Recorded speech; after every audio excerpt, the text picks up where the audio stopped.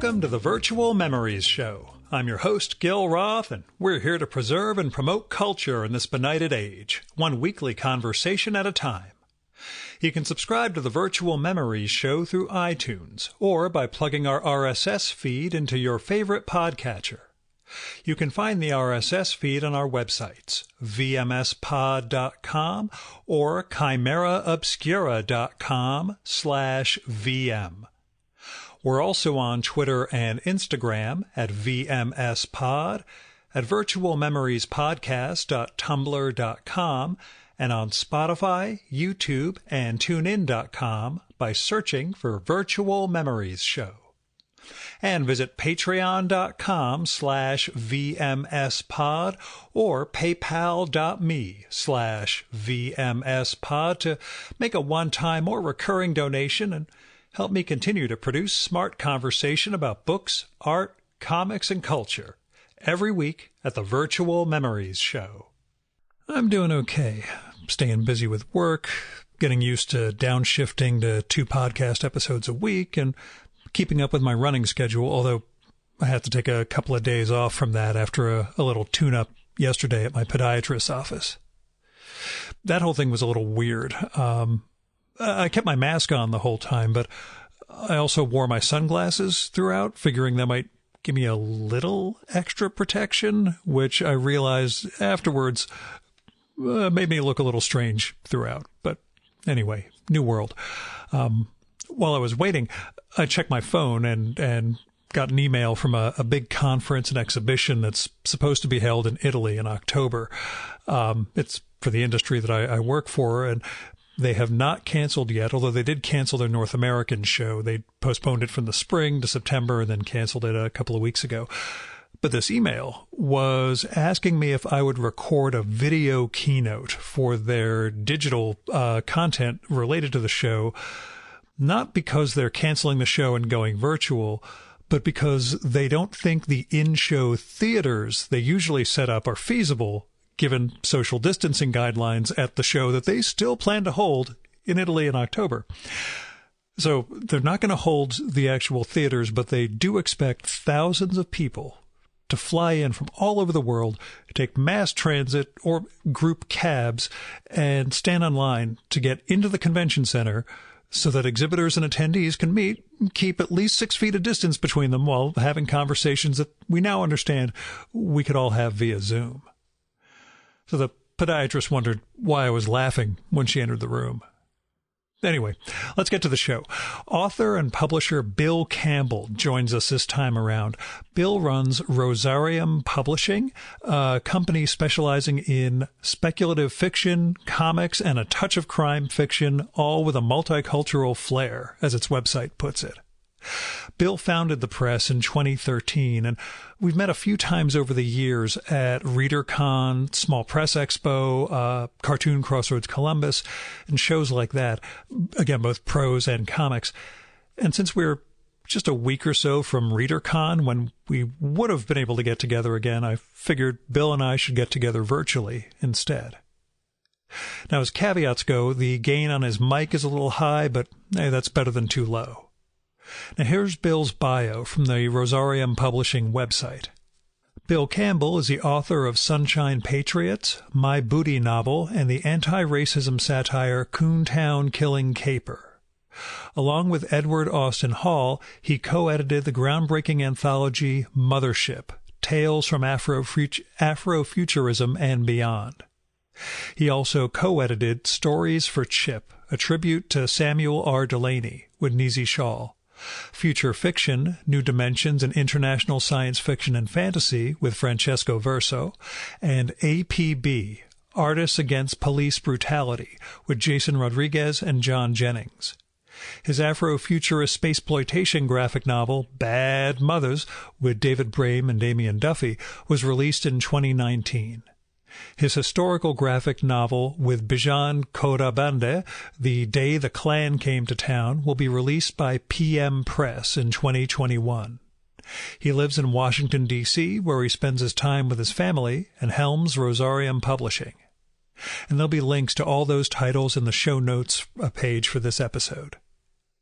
And now, the Virtual Memories conversation with Bill Campbell.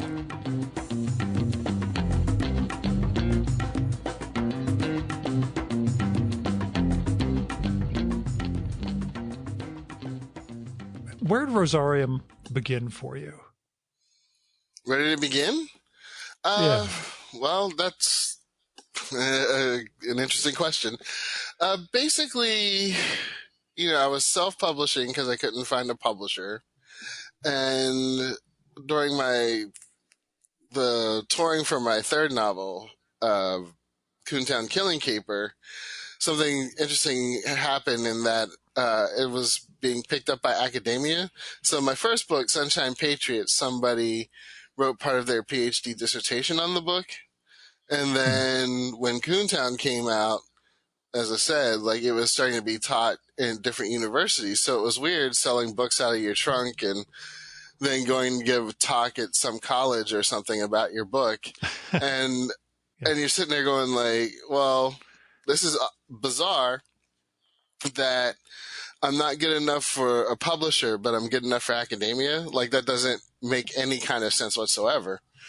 So it occurred to me that, because nobody's that special, that it probably happens to other people as well, or other authors and artists as well.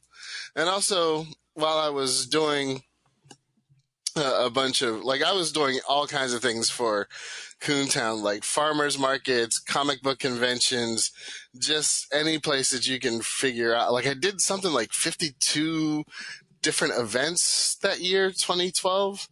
And in that, I was seeing a bunch of comic artists who were just incredibly talented, but also weren't getting publishers at all. So that was sort of how it was born. I didn't really want to be a publisher, but it just kind of came about that way, especially after Mothership, that there were a bunch of people who just, needed to be published. So that's how it came about. Is there a book or author or cartoonist you've subsequently published who you couldn't have imagined you would be publishing when you started out? Huh.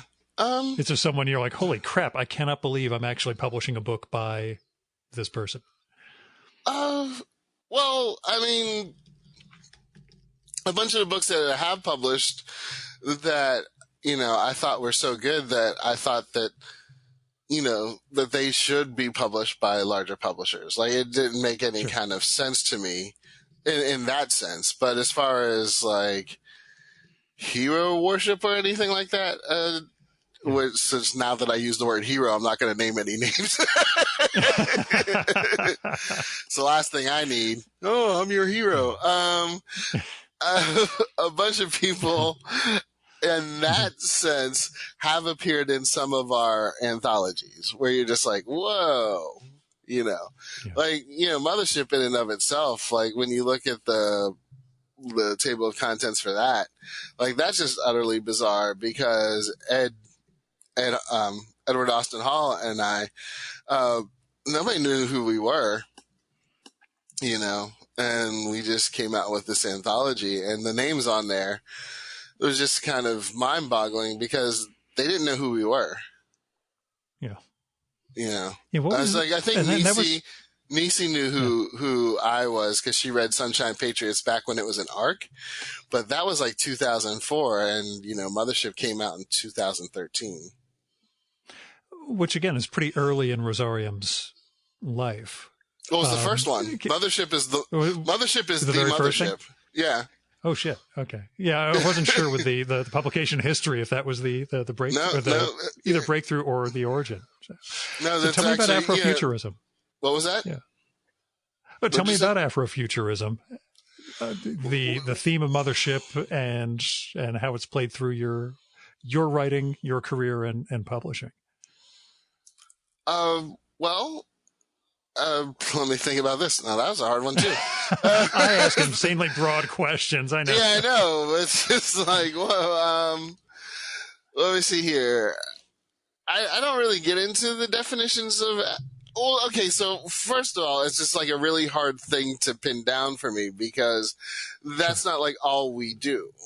right? No. So Mothership, the whole thing was for that was, this is 2012, right? And a lot of the people who we now know weren't known then, right? Right. So I was looking at all these publishers saying like, oh, if we could only find writers of color, blah, blah, blah, blah, blah, blah, blah, which I know personally is just sort of, bogus. Like they were always there. Yeah, you're not looking. You're like, oh, I can't find it. It's like, because you literally are not opening your eyes.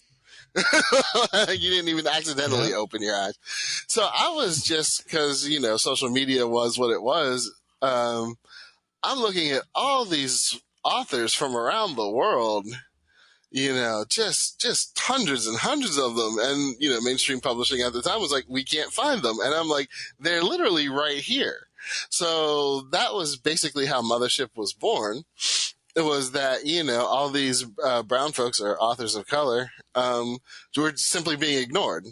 So I was just like, well, let's just come out with something to say, like, you can't ignore us anymore. Like, you can't, once you have something concrete and tangible, you can't say that you can't find them. You can just say, I'm not, it changes to, I can't find them to, I'm not looking. Yeah. Does that make sense? Or it's a different market than we're used to. There's all sorts of euphemisms for. Well, as I like to say, is like when you own the field, it's very easy to move the goalposts, right? Yeah.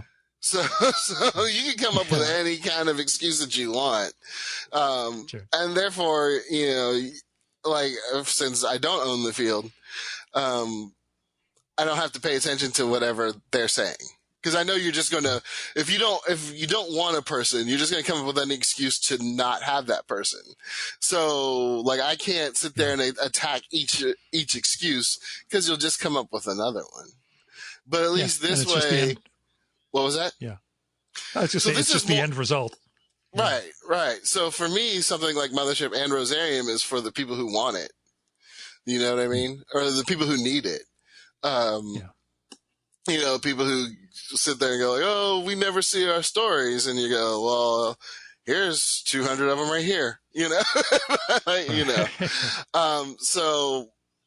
but, we publish all kinds of people from all over the world. So, Afrofuturism or any kind of specific genre or subgenre isn't really our bag, because we're just looking for the things that are really good and just kind of fit into where we are at that moment.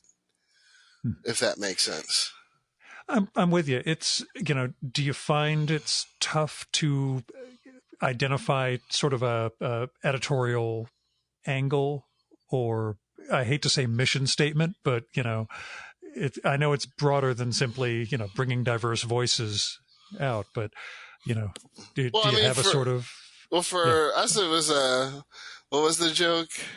Well, there's two. It's, Rosarium Publishing introducing the world to itself since 2013.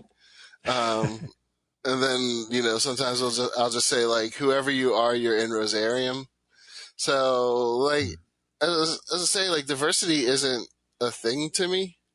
It's not a goal. Right. It's not a statement. It's not a mission. It's just what the world is, right? We have like probably nearly 8 billion people on the planet with thousands of cultures and millions of histories. So if you're just looking for, something good, if you're looking for quality, it'll inevitably be diverse. Right. The only limits would be your own scope. Does that make sense? I'm with you. Yeah. I mean, like, for me, like, I can't get past, like, and I hate to say it, but, like, epic fantasy, like, I can't wrap my head around it. So, like, that definitely limits me there. What doesn't work for you? Yeah. Well, it's like, it's not even, it's just, like, I've never gotten into it. And, like, it bugs me because I'm a publisher, huh? Same thing. I was SF and comics, and I never got into fantasy. And it's always one of those like, but why didn't you like this and this? I'm like, just not my genre. I don't know what it is, but it just never clicked for me. Yeah, I mean, I can do urban fantasy on occasion. But just, like, once there's like a 500-page book full of like a bunch of names that just kind of meld together, I think it's just that I can't picture it. Like once the Yeah. names are so similar, like I can't see it. Like I Mhm. can't see the people. Like I can Yeah. see the actions, but I can't see the people. And I think that that's it. Like I just get kind of confused. Mhm. And I can't see the people. I mean, I think that that's my blind spot. Um, Yeah. but as far as like people and stories and all that stuff, nah, I don't, I mean, we all have blind spots and obviously you can't name them Yeah. because they're a blind spot. So Yep. I'm sure I have some, but it's not like a demographic thing. And I don't look for specific demographics either. I just kind of look for like what's interesting. Do you know what I mean? Yeah. I'm So with you. whatever that Now, person is, whatever boxes they check off, I don't really care about that. mhm. Now, what have you learned about publishing that you would go back and tell 2012 Bill as this was, germinating? Don't do it. As a recovering small press publisher, I get where you're coming from completely. So, yeah. Yeah, it's Yeah. just it's just so incredibly hard. Like, I mean, and I don't really want to dissuade people from doing it, but it's just like really, really hard. Mhm. Because I mean, we have like a double whammy, right? So as we all know, the publishing industry is just not built for small publishers, right? Right. Like, and it's just like this really weird thing because, we're the feeder system, right? So like publishing actually depends on small publishers to find the talent, right? Yeah. For the most part. I mean, um, and yet the system itself pretty much just tries to crush you. Like it's just like there's just like it's either like these market forces keep you out of places, and then there's just like neglect, and sometimes it's benign, sometimes it's malevolent, right? So it's just this really hard thing to exist. And then just for us, like, we just have the double whammy because a lot of people that we publish are, brown or people of color, Yeah. if you prefer that term. So then you have the double whammy is like, oh, nobody's interested in the small press. And then you have the other thing is like, nobody's interested in whatever that author is, Yeah. Uh, I remember one time, I was trying to organize an event for Carlos Hernandez for the Assimilated Cubans Guide to Quantum Santeria. So Mhm. the book was in the New York Times. It got a starred review in Publishers Weekly. Like all these people were praising it. So I'm like calling, like, hey, can we do an event here? And one of the bookstore employees told me that we don't get many Cubans in our store. And Yeah. we're like, of all the things to pick out, you pick out like a country whose demographics look almost exactly like ours, right? Like, Right. so Right. it's like you literally don't know unless somebody's wearing a Cuban flag on their, Yeah. like if they're Cuban or not. But it's always that kind of thing for us. So you get like the As opposed small to, we press don't get a lot thing. of quantum theoreticians here. Yeah. Right. It's just like you sit there and you're just like, I was expecting it, and yet at the same time, I'm surprised. And so that's the kind of thing that, because it's like I knew that it was going to be hard, and I knew that we were going to, people moving the goalposts on us constantly, but it's still just sort of weird to experience it. And Mhm. just kind of frustrating because you're sitting there going like, this is really, really good. And then people are just like, yeah, we're just not going to pay attention to you. You know? Yeah. So that was, I mean, there was one time, a journalist who never covers us, um, was sitting there talking to them, and they were praising Rosarium for like a really long time and how much they loved Rosarium, right? And you know, back in my head, I'm like, but you never write anything about us. And then the conversation capped off with, it's just so sad that you guys are so under the radar. And you're like, you're the radar. Like, like, what am I supposed to? Because, you know, as I was telling people, I was just like, if people tell you suck, like, that's one thing, right? Because then I can, like, I have something, right? Like, oh, we're just not good enough. We need to step up our game. But if you're going to sit there and say, like, oh, no, you're good enough. You're really good. Like, we love you. We're just not going to say anything about you. Then there's, like, nothing you can do with that. Right. You and know? there'll always be, well, the editor said we couldn't do it. It always gets passed on to someone else. The blame for this yeah. Mistakes were made. Yeah. You know, like, wow. Everything's passive, you know, passively somehow. Wow. Yeah. How did those mistakes do that? So I think that would be kind of the thing that just be like, okay, this is like, that's what I would show, like some kind of mind meld, like this is what's going to happen to you. And then that way you could probably deal with it better when it does happen. Yeah. Do you know what I mean? I'm with you. There were aspects, and again, I only did about 4.5 books basically from 98 to the early 2000s. And there it was just the, you know, distributors don't pay attention, reviewers don't pay attention, etc. Right. But, you know, this is part of the reality. The upside was I at least had two books by Samuel Delaney. So that kind of got us some built-in attention. But, yeah, that was, that's cool. Well, I will get back to Chip, you know, as part of the conversation, but is it easier for selling comics or selling prose when it comes to your work, or are they uniquely or both challenged in unique but shitty ways by the market? Yeah, well, I would, that they both have their different challenges and stuff. You know, the comics thing is really tough because Diamond. Who knows now with the like pre-COVID world, you know, Diamond is a monopoly, right? So like comic book shops all around the country and almost all around the world only order through Diamond, or like if they're in other countries, they generally only get their American comics through Diamond. So that's been the really tough thing. Because there's no way around a monopoly, really. Sure. Like there are little places here and there that you might be able to pop in. So that was really the tough one. But overall, you know, I mean, you know, the lion's share of independent bookstores don't support independent publishers either. Right? So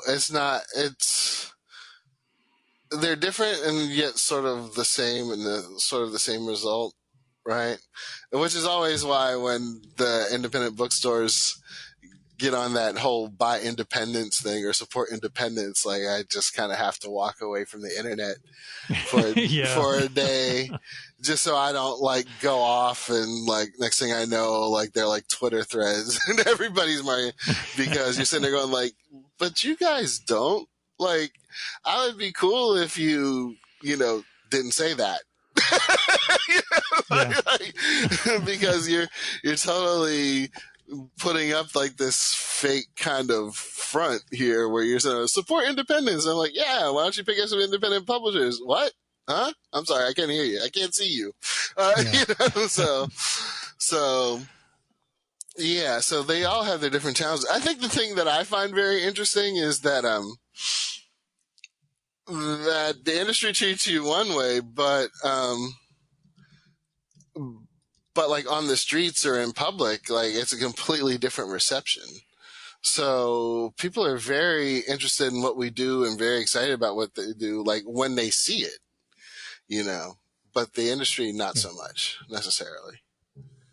You know, where did comics start for you as a reader? As a reader? Yeah. How far back do you go? I guess probably around 1978, right? When I was like 8.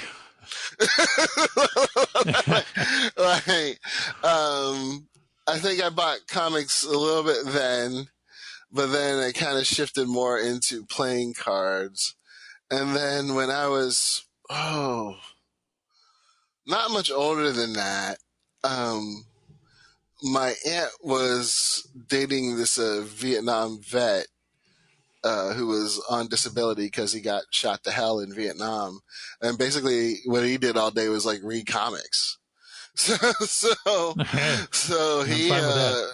yeah. So like I think the two things that really hooked me were Phoenix Must Die, and then was it Thor 300, the Ragnarok thing, where they have this whole big battle Oh, for the build in up with Asgard. the Wagner thing with the Unimind and the Celestials and all that.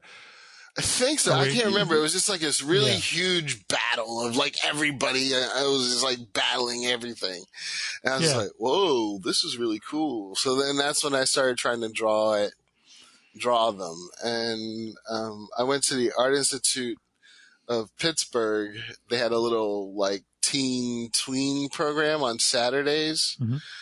And there were 4 of us who weren't really into the Art Institute art stuff. Like we were just really Yeah. into comics. So it was just like me, God, it was me, a guy named Rob, Tony, and Santee. So it was just like the 4 of us would go across the river because Ides Comics was there. And like every Saturday for our lunch, like while everybody else was trying to draw like portraits and stuff, we were off there trying to draw like our little comic book characters, and Mm-hmm. and then just so we could like hurry up and go to lunch so we could go across the river and go to Ides and buy comics and come back. And that Art Institute thing taught me that I was not really an artist, but like writing should be my thing. So yeah, when I was a kid, and then then I stopped when I was a teenager and didn't really get back into them until I became a publisher. That's what I was wondering if it carried through or if it was something that kind of, recurred like a latent infection as we Yeah, I tend to think deal that's with. probably it. Yeah, I had a comics flare up. so so it was just basically just meeting all these different people at these cons and like the energy that they were giving. Mhm. Like a lot of these in Artist Alley and stuff that really got me kind of like, ooh, maybe I can do comics again, Yeah. and help publish them, Hey, can you It's just talk a because, little about the? Oh, sorry. Go on. go ahead. I was going to ask about the cons and festivals. Our interactions, you and I met at a Reader Con and then at Small Press Expo, I think the same year or maybe a year later. But, I think it was like a year later or something. Yeah. but there's not too much overlap, you, me, and Scott Edelman, basically, of people who go to both Reader Con and SPX. So, I was wondering about the role that the cons and festivals play in Rosarium, and also again, like covering both of those bases, both like the prose F and SF and the comics publishing side of things. Just sort of the challenges that both of those entail. Well, in all honesty, I mean, the cons are great for us because we stick out. Mm-hmm. Do you know what I mean? It's sort of like Yeah. when I was and I actually started doing it again when Baker and Taylor was the ones like it's not bad being like the book guy where nobody expects you. So like Right. we do on occasion on these Saturdays, I do this little farmers market in one of the DC suburbs, right? And it's just away from the farmers market, but everybody who's going to the farmers market has to pass by me, right? And like in 4 hours, I sell like $250 to $300 in books because like nobody really expects you to be there. Like, wait, what is this? Books, Wow, okay, and our covers are pretty good. So somebody we have such a wide range that usually if somebody's in the spec fic or comics, like we have something for them. But so it doesn't hurt to be the book guy at a comic festival or comic convention, and it doesn't hurt to be the comics guy at a book festival. So there's not much overlap professionally necessarily.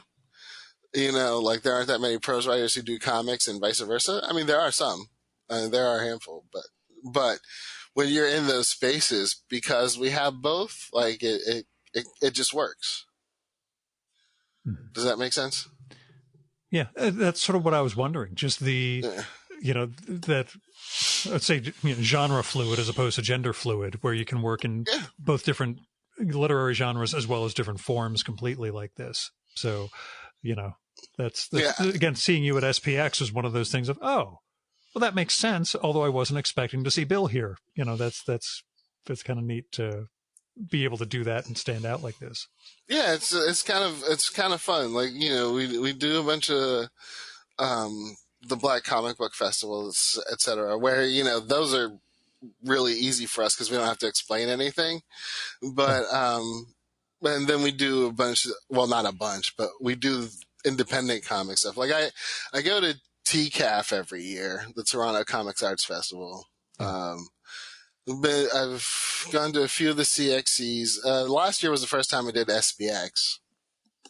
I would do mice every year, except they keep doing it around my daughter's birthday, so I can't. But I like mice a lot, and just in those spaces, we're more and more known now.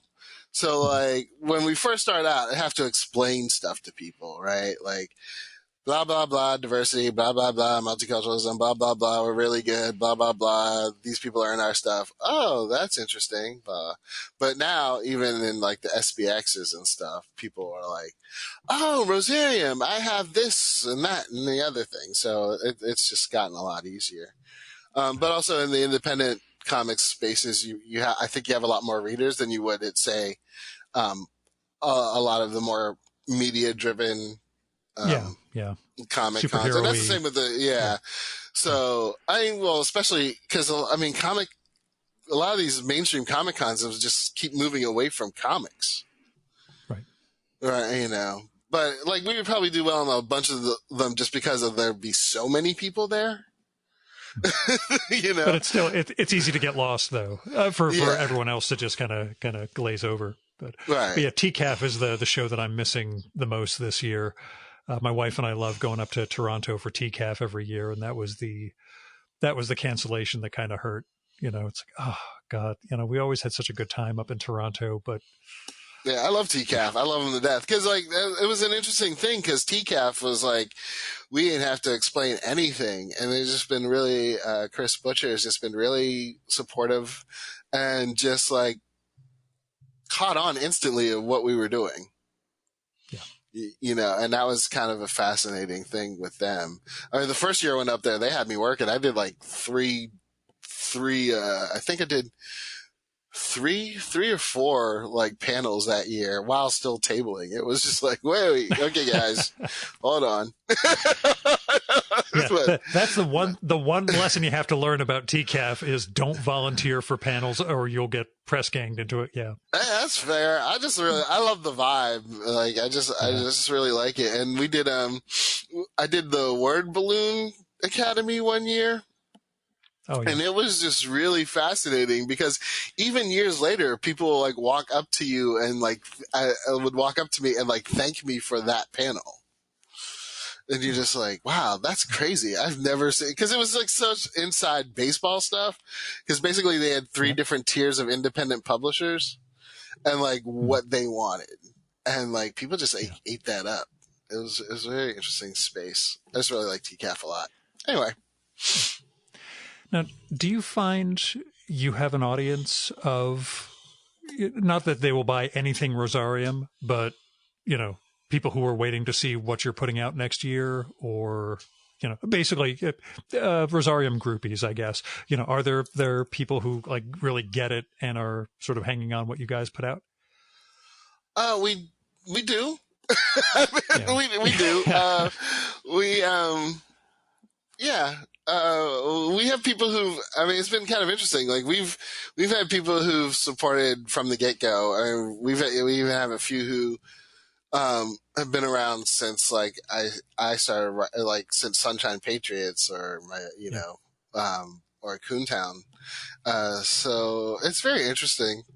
And it's really cool because it just kind of means that you mean something, Yeah. That's what I was wondering. to people, and that's kind of fascinating and endearing, and and humbling, and all those other things too, because it's really kind of a weird thing to experience because, well, my day is basically sitting in my kitchen or my basement working. So I don't really get much feel of what the outside world is. And that's kind of like what I miss about all of this was I didn't realize, like, emotionally, and especially for what Yeah. we're doing here, like how much I needed that. Right.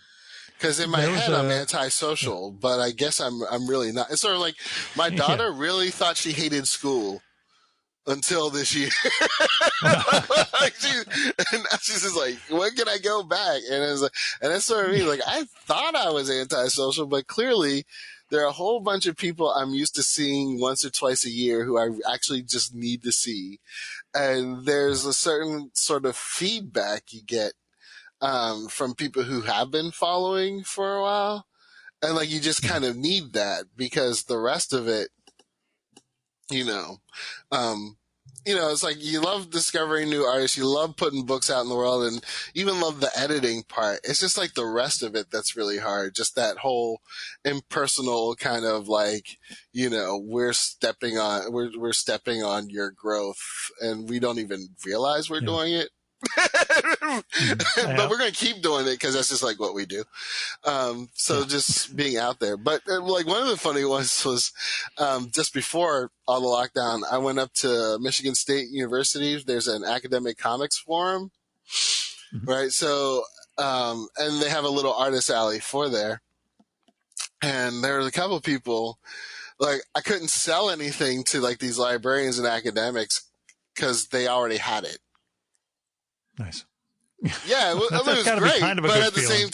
time, you're like, hey, I got a hotel room to pay for. Yeah. I've got all this stock I got to do something with. Yeah. Yeah, he's like, you want to buy some stuff for your friend? A loved one, Anyway, Mm. but yeah, so we do, and it's nice. Yeah. Yeah. I'll tell you, with the antisocial thing, I was the same way, and then found myself doing this with past guests daily for like 2+ months. It was maybe I could Mm. just do mini podcasts where I talk, and they started out at 20 minutes and they ended up going to like an hour. Like it just turned into, oh, it turns out Gil needs to have more interaction than he thought he needed. And, you Yeah, start we're having social conversations. creatures. Yeah. Yeah, And, there's and no way it's, around it. it's good to, at least in a reset like this, in a sense, just get a better idea of who you are, or what the circumstances might turn you into. I guess. Now, tell me about balancing your writing with a job and publishing and that side of the world versus working on your own books. How well do you balance that, or how much of a challenge is it? Oh, you don't balance it at all. Oh, yeah, so I figured. Yeah, I mean, you can't. I mean, just to be honest, you kind of just are like, maybe it's the whole Catholic school thing, but you just end up feeling guilty because you're just trying to balance too much. Like, oh, I'm a horrible human being. I'm a horrible friend. I'm a horrible husband. I'm a horrible father. I'm a horrible publisher. It's like all of it, because you can't. I mean, the work-life balance thing, I guess it can work if you have a 9 to 5. Um, but if you're doing stuff like this, there's just no balancing any of it. So, Yeah. um, you put stuff on hold and hope that nobody realizes that you did it. Yeah. And then rush and go back to all of it. But no, there's no balance. And, in a lot of ways, yeah, I don't know if I would want it. Um, Yeah. because obviously I sought this out, Sure. right? So there's no like no cry for me Argentina or anything like that. I sought this out. But yeah, you just don't balance it. You just basically, life is triage. You try to get done what you can get done when you can get it done, and you have to accept the fact that you're juggling a lot, and sometimes you're just going to drop some balls, and you hope that you can pick them up. You know, but there's a lot of success, but you have failures. You just try to limit the failures and the repercussions of them. But sometimes you mess up and it's just big. Yeah. And nobody's gonna understand. Like, nobody's gonna understand. And that's like part of the things that's crappy about being in charge, right? Is that if you mess up, it's on you. And like, even if it's not on you, it's on you. And you just like, yeah, nobody's gonna understand. So you just kind of take those arrows. You know what I mean? I find wallowing in self-pity helps to an extent, but it doesn't actually get anything done. It's really interesting because basically, if something really bad happens, like, I'll give myself like a minute. Mm-hmm. Like, I'll be like, okay, like tonight you're just taking off and you're feeling bad about it, and then you're just going to, move on. But it's kind of interesting because, like, in 2015, and I'm not going to go through all the things that we went through because a lot of it's still private, but I had like a Book of Job year in 2015. Like, my father's death was just on the list of like the bad thing. Like, it was just like horrible. Top but 10, like, but yeah. Yeah, but but you still had to get all this stuff out, right? So, we had, APB, Stories for Chip. I think the Sea is Ours, like a whole bunch of stuff came out in 2015. Meanwhile, as I said, my father's death was just on the list. So 2016, we get a Glyph Award, or I got a Glyph Award, which is a Black Comics Award, for Pioneer Lifetime Achievement Award in Black Comics for APB, Artists Against Police Brutality, right? And all this stuff that happened in 2015, I never had a chance to even think about it or deal with any of it. So it was really funny, because I took my daughter, who was like 8 at the time, or 7 at the time. I had to take her to Philly with me. So she's sitting up there, and I'm going up to get this, this award, this Lifetime Achievement Pioneer Award, and all the stuff that happened in 2015 hit me. So, like, I'm giving a speech, and next thing I know, I'm like crying in front of everybody. I was just like, oops. It was just like, and it was just weird because I was just like, this project was really hard. And next thing I know, I'm just drowning in my own tears. And everybody's probably thinking like, wow, this award really meant a lot to him. And it did. But I was just like, so there should be some way to balance it, but I don't really think that there is. I get you. Now, you mentioned Artists Against Police Brutality. How have the protests been in your area in terms of protests and the counter police brutality and violence to deal with? We're in DC, so they had their minute, and then it's kind of calmed down to like a really just large peaceful thing for the most part, except for when Trump, because it's like the first couple nights some stuff happened, and then it just kind of petered out to just large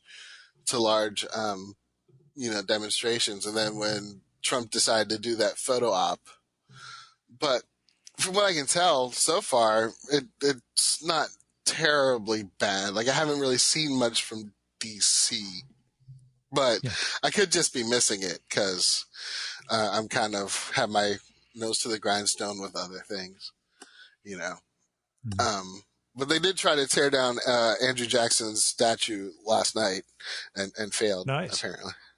Oh, I'll give it another shot. But they'll give it another shot, sure. Yeah. Yeah. Has there been a surge in interest in the APB since then, or is it something that you can't really? I have no idea, like what the printing status is and all that for that Well, it's been kind of collection. interesting. Yeah, I mean, a few people have picked it up again. So, what Mhm. was it on Sci-Fi Wire? They wrote. We had an interview. The Mary Sue wrote something about it recently, and yeah, so there's definitely been an uptick in sales and stuff. The proceeds go to the Innocence Project. It was Mhm. kind of interesting because it's getting a lot more attention now than it did 5 years ago when it came out. Outside of the So, obvious, why do you think that is? I mean, as a white guy, I can say what I think the obvious reasons are, but not to step well, on you. Yeah. I mean, I just what Coontown, my novel Coontown Killing Caper taught me was, if you're doing something that's actually controversial, people will ignore you. Yeah. It was just like, yeah, we're just not going to give you the light of day. So it's really interesting. So when you hear something's controversial and you're like, I don't really think so because they heard about you, right? Yeah. So like when I did Coontown, what was it? All of the areas Barnes and Noble were told not to have signings for me. Oh, wow. And there were Yeah. a couple of cons and festivals who blacklisted me and gave me my money back or told me just, you are not allowed to be here. Like they didn't read the book. They just saw the cover and the title. So Yeah. APB kind of went through the same kind of thing, right? Nobody wanted to touch it. Nobody wanted to touch police brutality in 2015, which is interesting because there were still stories about it on the news, but just the whole, a bunch of folks, a bunch of artists and authors and academics too, just coming out and saying like, here is our testament to what's going on. Yeah, it's just like, just nobody wanted to touch it. We had, I think, one left wing website, um, did a review, and then there was an interview on a Georgia Public Radio show, and that was it. So it was a very weird thing, or not so weird. Like I'd been through it before, but at the same time, it just kind of reinforces, like, yeah, when people don't want to hear you, they will make sure that nobody else does. What does surprise you about the protest now and some of the results or announcements that have been coming out from you know, local governments, businesses, and all that? Or Well, does anything surprise you about it? I mean, oh, there's definitely a lot of things that are surprising about it. I was joking that a couple weeks ago that NPR has become like Black Power Radio, like it's hysterical. Uh, I think the thing that I find most interesting is because for years or centuries, right, we've been saying that racism isn't our problem; it's white people's problem. Like Mhm. you're the ones that have to like deal with it, like because we can't. We're like 13% of the U.S. population. We can only do but so much. So this is a white person's problem. All of this stuff, and I guess maybe people being shut in, um, and kind of seeing how the government is treating everybody, kind of made George Floyd's death more visceral than all the other things that they've seen. Does that make sense? Yeah. Like people have just Yeah, been kind of that's sitting what at I've home been. stewing in general, but just like the casual way that you would see Trump and his people just like dismiss deaths, right? And then you see Yeah. this guy casually killing this guy on the street, like with his hands in his pockets, just like talking while killing somebody. I think like something like with those things just kind of clicked. So I think that finally, you know, for at least the time being, uh, white folks are realizing that it actually is their problem. Yeah. That is the thing that they have to solve. Um, So I'm hearing conversations that, circles that I've been in have had, well, way before I was born. Like, Sure. but my entire life, all of a sudden it's like on the radio, right? It's on TV. Like all of a sudden these aren't radical ideas. Like they have been stepped on for decades or centuries. And all of a sudden it's just like out in the open, right? And that's the thing that's been most surprising to me. I think, and the most encouraging. But there will be a backlash, and I think like one of the huge problems with this is with anything is that white people do have that privilege, right? So they can back away at any time, or they can decide that, oh, we made Juneteenth a national holiday. I think we're done here. Yeah. We won. Yeah, we won. Right. Exactly. Like, no, that's mission how that accomplished. Works. That's it. Yeah, basically, right. And then what would suck if it works out that way is then like for the next 3 decades we have to like deal with white people clapping themselves on the back. They're like, see, we got that Juneteenth thing, and racism is done. Yeah. So there's reasons for hope, and then there's reasons for like, well, that's the problem with privilege is you can walk away at any time. Yeah. As a parent, like, do you see generational shifts at all in terms of attitudes, or just ways that your kid sees the world that you couldn't have imagined when you were her age? Well, my kid's 12, and she kind of fascinates me in all kinds of ways. Because, well, it's weird because like some of the things that she picks up on is just like, how did you pick that up at like 12? Like that's how things work. Like that's kind of weird. But at the same time, she's 12. Yeah, she's a girl. Going through her tweenness. I would say, it's hard for me to judge just because. We're in framework now, especially since COVID, like we are in a bubble.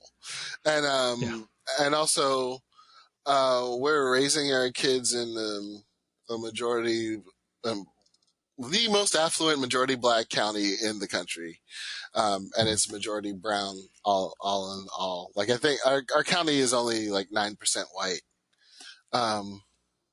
and so she doesn't have to deal with a lot of things, and neither will Aaron, because of that. Which is why we live here. Because I grew up the black kid and it sucks. So it's just like, look, you're gonna, so our area is heavily black and Latino and, and heavily immigrant and all kinds of stuff. And they get to see all kinds of walks of life and all that stuff. So it's hard for me to say, and we're also in DC, right? And it's a company town, and it filters through the kids too. So, sure. Like you can run into like 10-year-olds who will talk about Mitch McConnell. I mean, it's just a company town. So it's kind of hard to judge what's going on necessarily because like it's our DC government is our the U.S. politics are our local politics for us. Yeah, and that's one of the things I sort of miss. My day job involves lobbying and going down to the Hill and such, and it's just I guess they're just going to keep doing their thing remotely. Somehow this whole economy is going to keep going on, even if lobbyists can't take, staff out to fancy dinners and stuff. But, it still filters back to me, all the conversations about where things are going and how things work down there. But yeah, it's got to be weird having that macro and micro level, impact you simultaneously. Yeah, DC is just really, it's a really weird kind of space. I mean, it's fascinating. I've always, because you never know like who you're running into or who you're talking to, so that's kind of fascinating. And then there's sort of like sometimes you just have like a cognitive break. Like I remember one time when I first started moving here, I worked at a literacy program at an elementary school in Capitol Hill, right?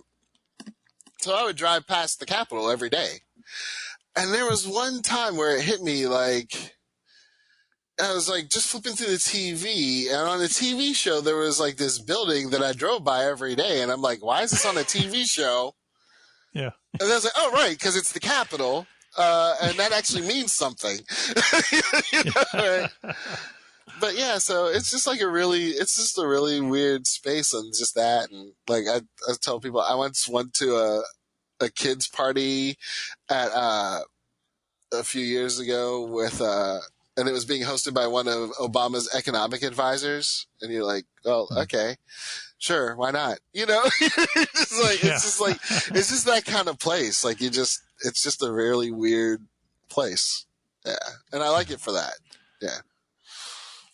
Yeah, it can be a little disconcerting. I had a train ride down once where I had about maybe 8 or 9 minute conversation with Senator Gillibrand from New York without knowing who she was.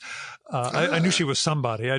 I know the staff better than I know the actual elected people. So eventually I was like, and you are? She's like, I'm Senator Gillibrand from New York. I'm like, fuck, I'm sorry. I was like, you got on in Newark instead of New York. And I was making every excuse I could, but yeah, there's a degree of, no, you just gotta take the humiliation, man. I mean, I've done that at cons. I've done that just pretty much everywhere. There's like one really huge famous writer where I was like, oh, and what do you write? And it was funny because I was just like, I knew as I was saying it that I was going to regret it.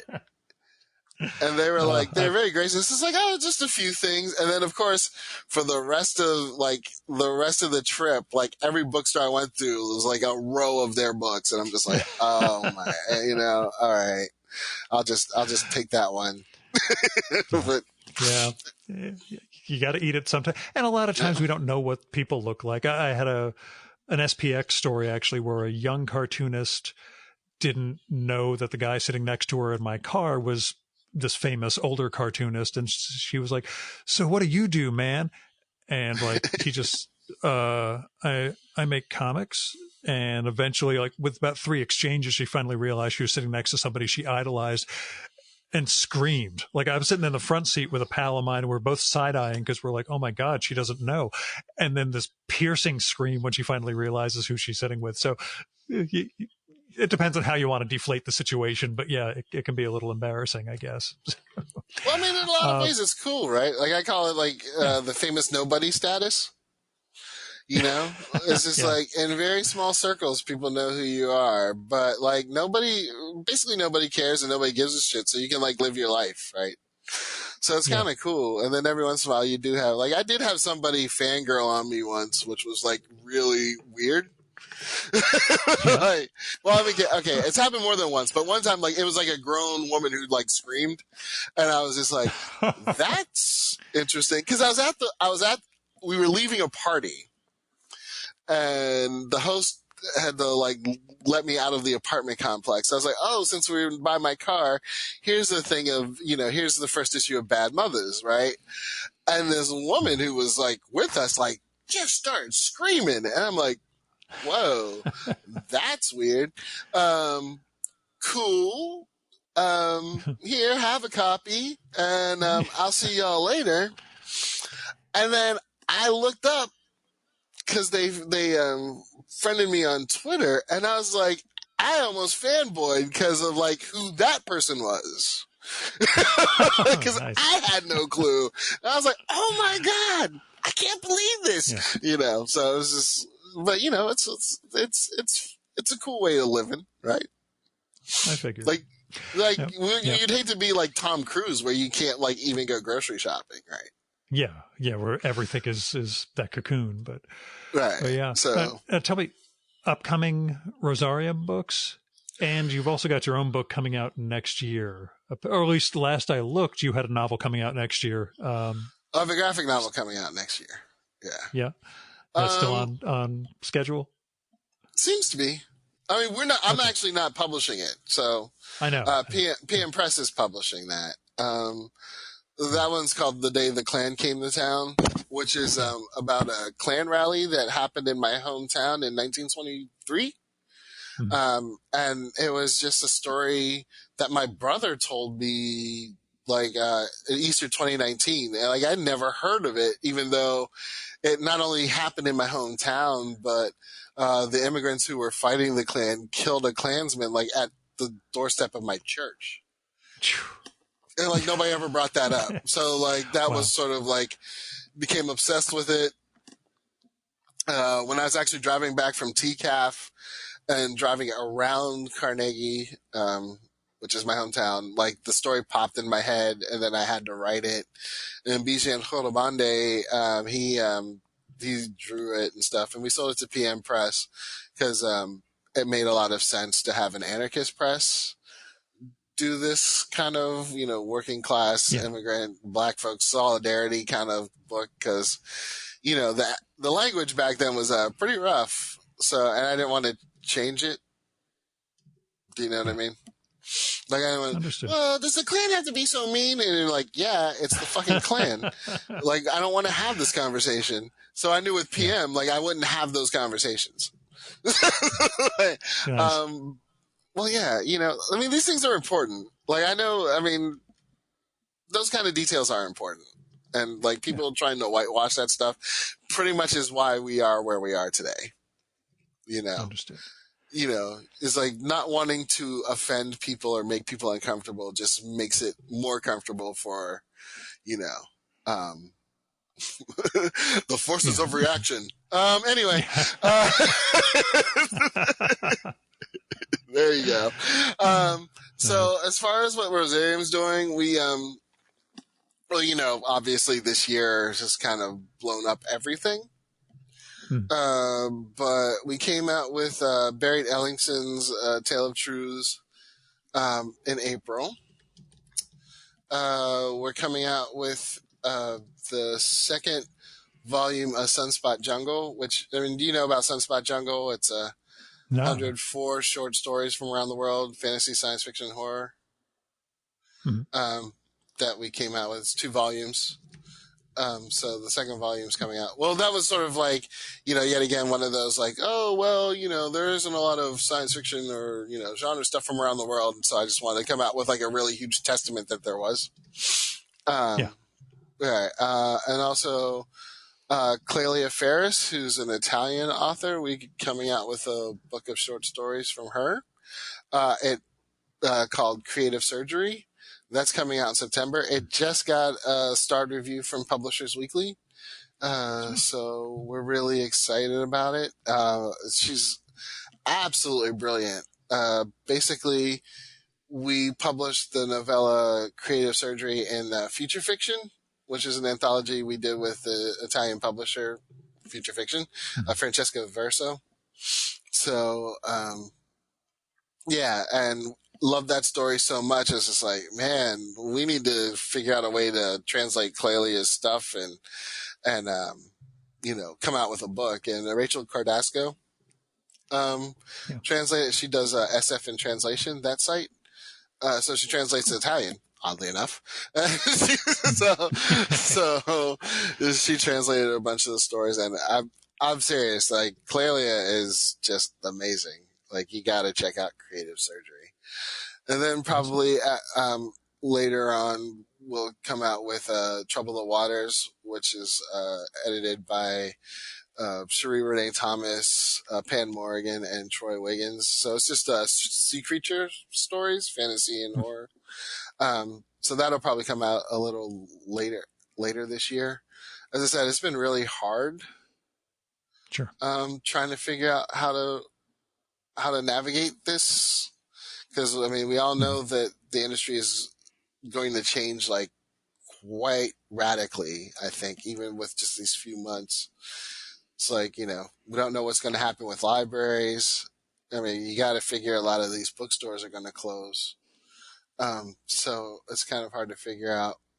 And I'm trying to figure out a way to move things to more online sales just for that. But of course, then Hmm. again, like, Amazon and all the problems Yeah. with them. You're just like, none of this is really terribly cool. So, yeah. Well, that we'll see. bookshop.org has taken off, but, you know, I'm sure that, you know, that alternative one also has its drawbacks and, you know, isn't as white knight as it seems. Well, none of it is. No, it's a drop ship thing. Basically, it just goes through, I guess, Baker and Taylor's database or whoever, and goes through their warehousing. But, you know, everything, there's no free lunch, you know, if Robert Heinlein taught us anything. But but I mean, it's all very exciting stuff. Like, I'm really excited, not just for, you know, because we still have Box of Bones with Izujama Everett and John Jennings, which is basically, it's a comic, it's a graphic novel, where looking at Black history through a horror lens. Mm-hmm. You know, because it said like history is horror. So like that's an absolutely fantastic thing. And oh my goodness, we have books of short stories from Tania Johnson and Alex Smith, and then a fantastic trade coming out called Gender Studies by Awan Mance. It's just basically growing up Black and gender non-conforming. And I was telling Awan, I was like, I just love the fact that it's like funny and heartbreaking, like in the same space. It's not even like, well, you know, it's not even like, oh, that's heartbreaking. Oh, that's funny. It's like literally simultaneously. So much of it. And it's just like, so we're really excited about all this stuff. It's just a matter of, how do you do it? Yeah. You know, when it was like, where do you put books when there's no place to put them? You know, which is the same thing I say about my library, but I'm currently looking at a window that I can't actually look out of because it's stacked with books. But you know, that's on the reader side. I know. But I can totally understand that. I have like a room full of. I mean, it's funny because I was actually selling. I digitized like my music. And was selling the CDs just before the COVID thing hit. So like, but that space is just going to be taken up by like bookshelves. But, you know, I need to figure out a way to winnow that. Oh, no, I don't think there's anything wrong with any of it. It's just sort of, just space. Yeah. You know, and allergies. Yeah, of course. Michael Dirda has his stories of all the books in the basement and then realizing that the humidity wasn't quite perfect and he needed to start moving them out before, you know, they kill everybody in the house. But anyway, I know time traveling Bill would tell 2012 Bill not to do this, but I'm awfully glad that you were, you know, that you've been putting in the hours and, you know, building Rosarium into something legit. No, thanks. No, I mean, I really, as I said, there's a lot of it that I really like, and I like the fact that, you know, we've given a lot of opportunity, you know, given some opportunities to folks to bigger and better things. Like that's a really cool thing. So, like in a lot of ways, it's an interesting journey because it was sort of like, I was right. You know, I wasn't as crazy as I thought like it sounded when I started doing it. So it's not that like it's not without its rewards or anything like that. And you know, just the communities of people who've just been fabulous. So as I say, you know, putting something out in the world is a prize in and of itself, you know, something to treasure. It's what I've learned through this show, man. So I look forward to someday getting to shoot the breeze with you again at a ReaderCon, TCAF, you know, CXC, wherever it is. I'm hoping we'll we'll get the opportunity definitely again. Like 4 places that we might run into each other. If we're just if we're ever comfortable getting on a plane again, I'm looking forward to it.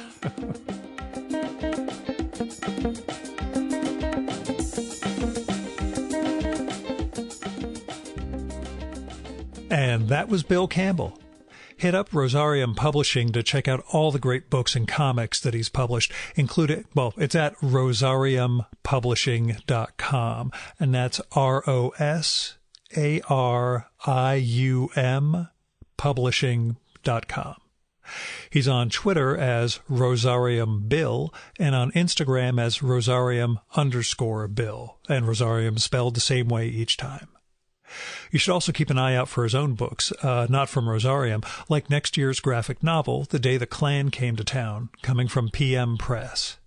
And you can follow Rosarium on Twitter at RosariumPub, all one word. Now, in the before time, this is when I would normally mention my Patreon and PayPal, but we're living in a different world now. So while I appreciate any support that I get from my patrons, the only support I really need is the occasional email or letter just telling me what you think about the show and what I'm doing. Which means, if you can spare anything financially, don't give it to me. Go find the Patreons or other crowdfunding models for artists and writers you like and show them some support. Go support Rosarium Publishing, check out their work, and pick up some of their recent books. And if you're not comfortable giving to individuals, there are also plenty of worthwhile charities out there, like your local food banks, freedom funds, bail funds, and other places that are going to help people in need. There are a lot of people who are going to need bail money and attorney's fees related to the protests against police violence. You should look into ways to do that. I don't have the time to vet all those, but I'm sure you can find one that is a good fund to contribute to. Overall, there are a lot of people and causes who can use a hand right now. We're seeing the pandemic blow up again in the South. There's going to be a lot of need in that region. What I'm saying is, if you're in a position to help people, then please help them. Now, as far as my whole Patreon and patronage thing goes, I have mailed out a ton of copies of my first zine, which is only about 25 to 30 years too late, Haiku for Business Travelers, and that was a free perk for people who've supported the show. If you want a copy of that, just drop me a line or visit haikuforbusinesstravelers.com and you can hit me up that way. You can kick in a few bucks for postage and production if you want, but this is not a money-making idea. It's just me sharing my art, such as it is. Our music for this episode is Fella by Hal Mayforth, used with permission from the artist. You should visit my archives to check out my episode with Hal from the summer of 2018 and learn more about his art and painting. And you can listen to his music at soundcloud.com/Mayforth. And that's MAY4TH. And that's it for this week's episode of the Virtual Memories Show. Thanks so much for listening. We'll be back next week with another great conversation. You can subscribe to the Virtual Memories Show and download past episodes at the iTunes Store. You can also find all our episodes and get on our email list at either of our websites, vmspod.com or chimeraobscura.com/VM. You can also follow the Virtual Memories Show on Twitter and Instagram at vmspod, at virtualmemoriespodcast.tumblr.com, and on YouTube, Spotify, and TuneIn.com by searching for Virtual Memories Show. And if you like this podcast, please tell your pals, talk it up on social media, and go to iTunes, look up the Virtual Memories Show, and leave a rating and maybe a review for us. It all goes to helping us build a bigger audience. You've been listening to the Virtual Memories Show. I'm your host, Gil Roth. Keep reading, keep making art, and keep the conversation going.